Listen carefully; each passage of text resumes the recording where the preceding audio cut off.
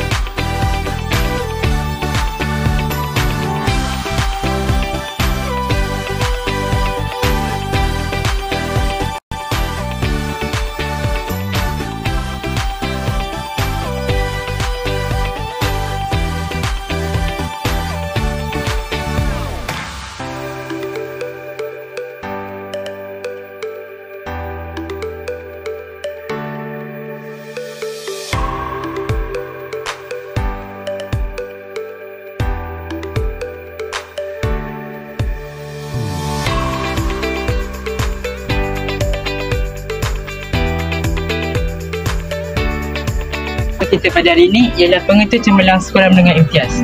Okey, Tuan Pengetua, boleh Tuan Pengetua beritahu apa tanggapan pertama Tuan pada suasana dan budaya sekolah kami? Tanggapan saya memang SM Kasas ini memang layak untuk cemerlang dengan kepimpinan pengetua cemerlang yang hebat dan tim grup yang sangat kuat di SM Kasas inilah, dan saya yakin ia akan terus cemerlang, termasuk juga SPM yang diumumkan pada 24 April insyaAllah. Satu perkataan, akak describe sekolah kita.